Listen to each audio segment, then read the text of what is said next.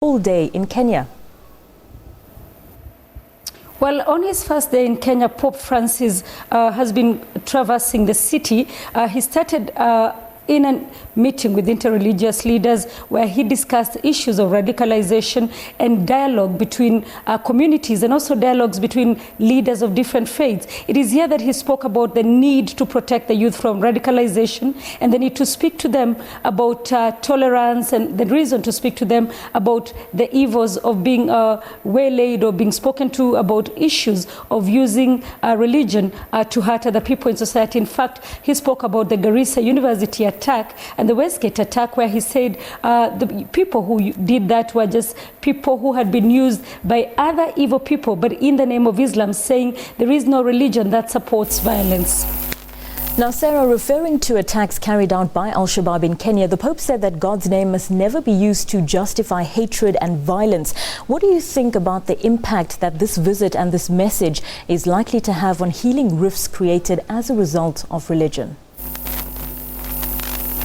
Well, the Pope himself spoke about the significance of that meeting with interreligious leaders and also his visit to the country where he's discussing religious tolerance, inclusivity, the need to include the youth also in planning of the development and the equitable sharing of resources, saying the reason sometimes some of these things happen is because people are left out of decision making in society, they are left out in the cold, and poverty sometimes is used to influence this decision. So he said that his presence in the country, his meeting with religious leaders should set an example that indeed dialogue can begin and that communities and religious organizations can live together in harmony. The Pope has been described as a champion of the poor. In Kenya, about 75% of the wealth is owned by around 1% of the population. What was the Pope's centering message around poverty? Well, he's just concluded a speech at the United Nations Environment Programme offices, UNEP, where he has extensively spoken about inequality, the distribution of resources not being equitable. He spoke about rich countries plundering resources of Africans and poor countries here in Africa.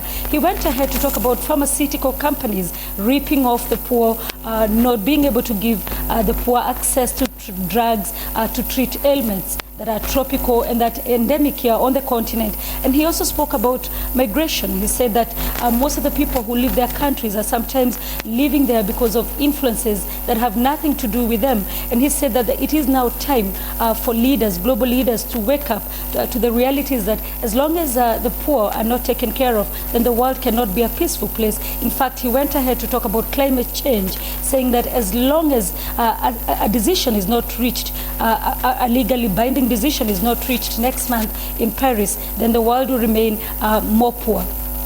Not a great line, Sarah, but very briefly, what else is on the Pope's to-do list in Kenya before he heads out?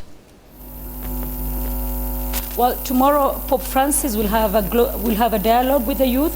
One of the meetings that he has said is the highlight of his visit. It is an important meeting considering that the youth, the country has a huge number of unemployed youth, and it is also an important meeting because it is the same youth that are being radicalized and have been used in some of the terror attacks that have happened here in the country. He'll also have the pleasure to meet the women who made his vestments that he has been wearing during his visit here in the country, but he'll also speak to 1,500 people in the slum of Kangemi here in Nairobi. After that, he will move to neighboring Uganda. That was our correspondent Sarah Kimani coming to us live from Kenya. We'll be back with more news here on SABC News Primetime after the break. Do stay with us.